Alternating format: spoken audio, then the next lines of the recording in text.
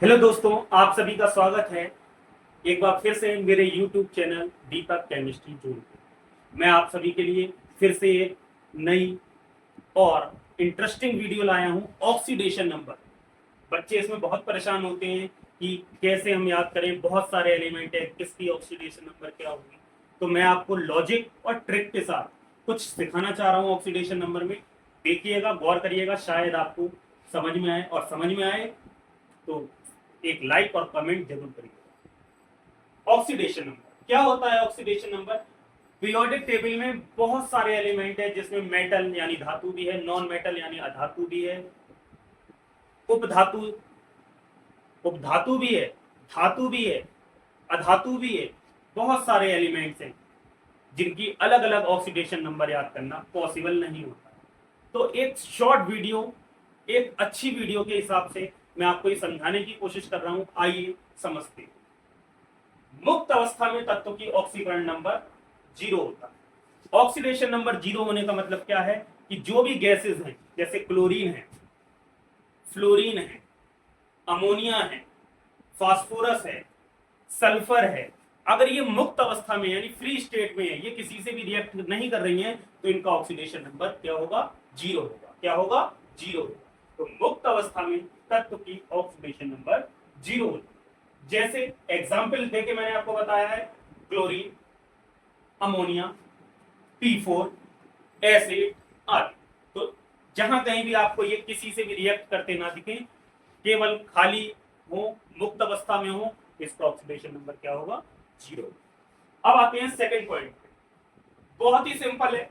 किसी आयन या मूलक का ऑक्सीडेशन नंबर उस पर स्थित आवेश के बराबर होता है।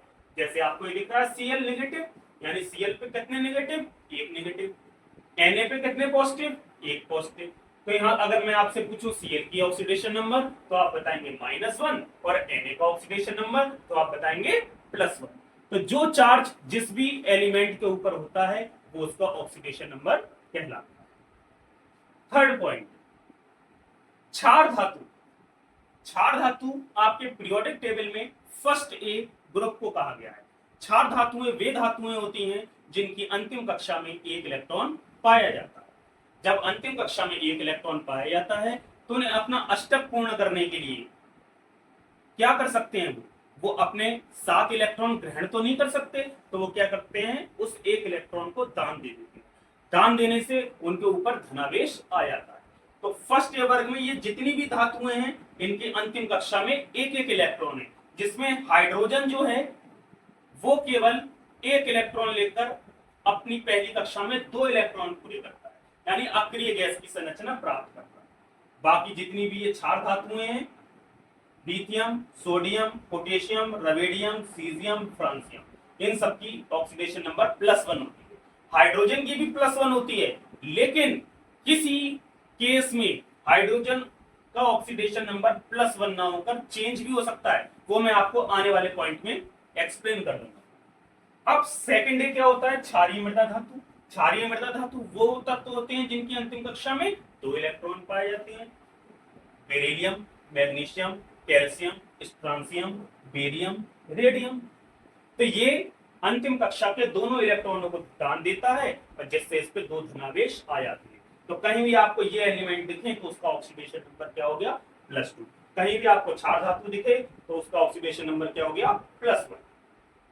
इसकी ट्रिक है लीना की रब से फरियाद। हेलिना की रब से फरियाद। सेकंड है कि बेटा मांगे कार सेंट्रो, बाप राजी। बताइए, बेटे ने सेंट्रो कार की फरमाइश करी और उसके पापा राजी भी हो गए। तो है ना अच्छी ट्रिक। अब आते हैं चौथे पॉइंट पे। जो मैंने आपसे कहा, हाइड्रोजन कभी कभी एक्सेप्शन भी होता है, उसका ऑक्सीडेशन नंबर +1 ना होकर -1 भी हो सकता है। कैसे? हाइड्रोजन का ऑक्सीकरण संख्या यानी हाइड्रोजन का ऑक्सीडेशन नंबर सामान्यतः +1 होती है। ये देखिए, आपको यहाँ दिखाया गया है। परंतु जब ये प्रबल धन विद्युतीय तत्व वो होते हैं जिन पर धनावेश होता है। जैसे फर्स्ट ए वर्ग के तत्व, ये सेकेंड ए वर्ग के तत्व यानी ये, ठीक, जैसे Li, K, Mg, Ca, इन सब के साथ अगर हाइड्रोजन जुड़ा है तो हाइड्रोजन की ऑक्सीकरण संख्या +1 ना होकर -1 होती है। कैसे होती है? अब मैं आपको बताता हूं ये कैसे होता है।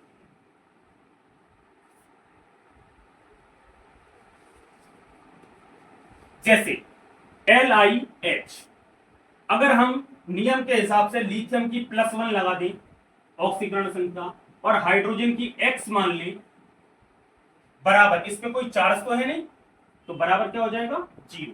तो ये +1 + x बराबर 0, तो x बराबर -1, यानी ये देखिए हाइड्रोजन की ऑक्सीडेशन नंबर कितनी निकल के आ गई, -1। तो यही मैंने आपको बताया, अगर ये प्रबल धन विद्युत के तत्व के साथ जुड़ेगा तो इसकी ऑक्सीकरण संख्या +1 न होकर -1 होगी।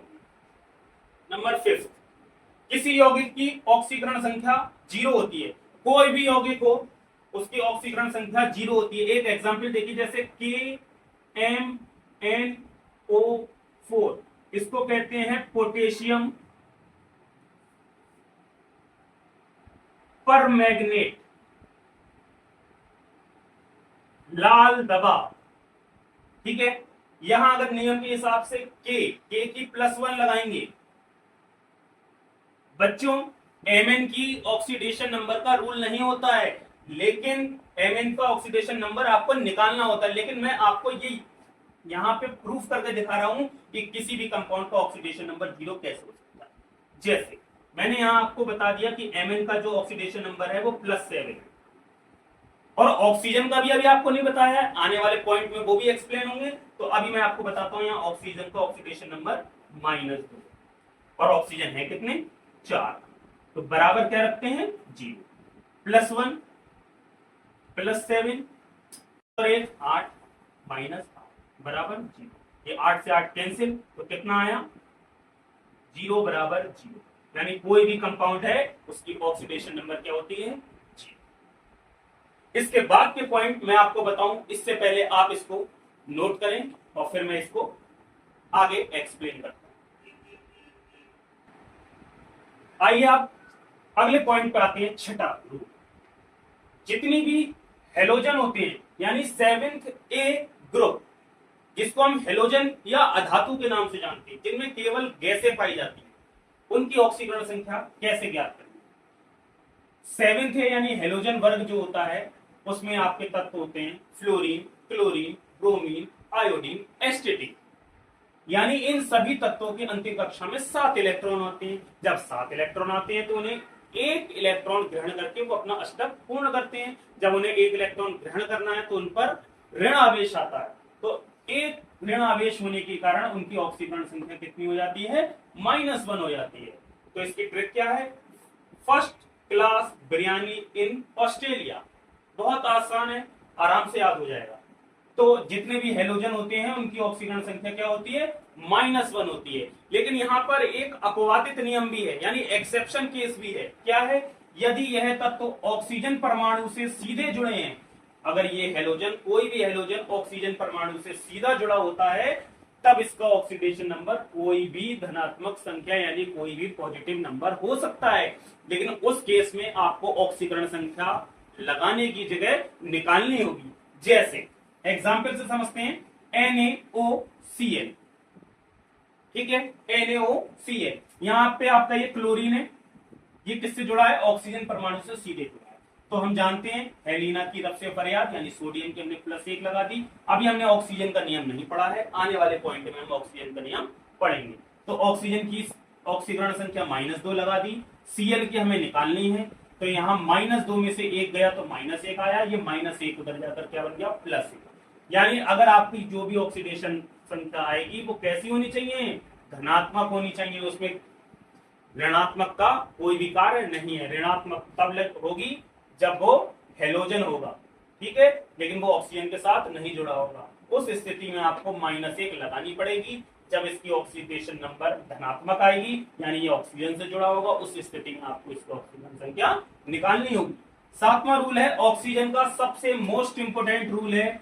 यहीं पे बच्चों आप लोग गलती कर सकते हैं और इसे ध्यान से पढ़ना। ऑक्सीजन होता है आपके 6th वर्ग में, 6th वर्ग होता है, यानी 6th A, जिसे आप 16A भी कहते हैं, 16वां वर्ग भी कहते हैं।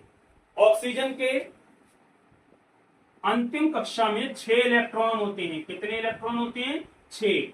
और ये 2 इलेक्ट्रॉन लेकर क्या करता है, अपना अस्तर पूर्ण करता है।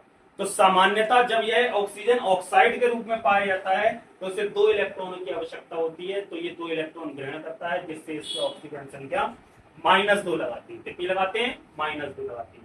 परंतु अगर ये ऑक्सीजन ऑक्साइड के रूप में ना होकर परऑक्साइड के रूप में होता है, परऑक्साइड का मतलब होता है जब आपके ऑक्सीजन और ऑक्सीजन के मध्य सिंगल बॉन्ड बने, कौन सा बॉन्ड बने, सिंगल बॉन्ड बने, तब इसका ऑक्सीकरण संख्या -2 ना होकर क्या होती है, -1। तो बच्चों हमें अगर परऑक्साइड और ऑक्साइड का ज्ञान करना है तो हमें बिंदु संरचना भी बनानी आनी चाहिए।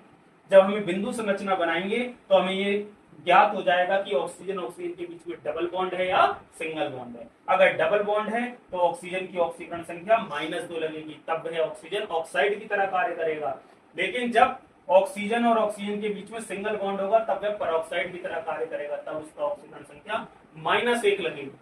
फिर एक चीज और है, सुपर परऑक्साइड। सुपर परऑक्साइड बहुत कम केस है, बहुत ना के बराबर केस होता है जब ऑक्सीजन सुपर परऑक्साइड के रूप में होता है। इसका एकमात्र उदाहरण CO2 है, जहां ऑक्सीजन सुपर परऑक्साइड के रूप में होता है, जहां ऑक्सीजन की ऑक्सीकरण संख्या -1/2 होती है। और जहां कहीं भी आपको ऑक्सीजन ऐसे दिखे OF2, वहां पे ऑक्सीजन की ऑक्सीकरण संख्या +2 होती है। यानी ऑक्सीजन 4 बार अपनी ऑक्सीकरण संख्या को बदलता है, जिसमें जब वो ऑक्साइड के रूप में होता है तो उसकी ऑक्सीकरण संख्या -2 होती है, परऑक्साइड के रूप में होता है तो -1 होती है, सुपर परऑक्साइड के रूप में होता है तो -1/2 होती है, और OF2 होता है तो +2। अब ऑक्सीकरण संख्या का आखिरी नियम, किसी बहुपरमाणु आयन का ऑक्सीडेशन नंबर उस पर स्थित आवेश के बराबर होता है। जैसे हम ये जो भी कर रहे हैं ये हमारे यौगिक हैं, अगर यौगिक ना होकर वो बहुपरमाणु आयन है, जैसे इस टाइप से है PtCl4 2 नेगेटिव। अगर हमें यहाँ Pt की ऑक्सीकरण संख्या निकालनी है तो हम Pt की ऑक्सीकरण संख्या क्या मानेंगे, x, Cl की ऑक्सीकरण संख्या -1 है, कितने, 4। अब बराबर 0 ना लगाकर जो इस पर उपस्थित आवेश है कितने, -2, वो लगा। ये हो गया -4 -2 -2 +4, ये कितना आ गया, प्लस का। तो किसी भी बहुपरमाणु आयन का ऑक्सीडेशन नंबर उस पर स्थित आवेश के बराबर होता है, यानी जो आवेशों की संख्या है वो बराबर के इधर लग जाए। ठीक है। इसके बाद बच्चों कुछ चीजें ऐसी होती हैं, कुछ मूलक ऐसे होते हैं जिनका नियमों में वर्णन नहीं है, तो उसे अलग से नोट वाले पॉइंट में मैंने आपको लिख दिया है। जैसे आपको कहीं किसी भी यौगिक में CH3 दिखे तो कार्बन और हाइड्रोजन की अलग अलग ना लगाकर पूरे CH3 की +1 लगा सकते हैं, NO की +1 लगा सकते हैं, SO4 की -2, PO4 की -3, CN की -1 जिसे साइनाइड कहते हैं, NC की -1 जिसे आइसोसाइनाइड कहते हैं, CO3 carbonate -2, C2O4 oxalate -2, NH4 ammonium +1 और NO3 नाइट्रेट -1। इसे मेथिल कहते हैं, इसे नाइट्रो कहते हैं, नाइट्रोसो कहते हैं, इसे सल्फेट कहते हैं, इसे फॉस्फेट कहते हैं, इसे साइनाइड कहते हैं, इसे isocyanide, carbonate, oxalate, ammonium, nitrate. ठीक है बच्चों, तो आप कमेंट में बताइएगा आपको आज की ये वीडियो कैसी लगी। मैं फिर आऊंगा एक नई वीडियो के साथ, तब तक के लिए बाय बाय।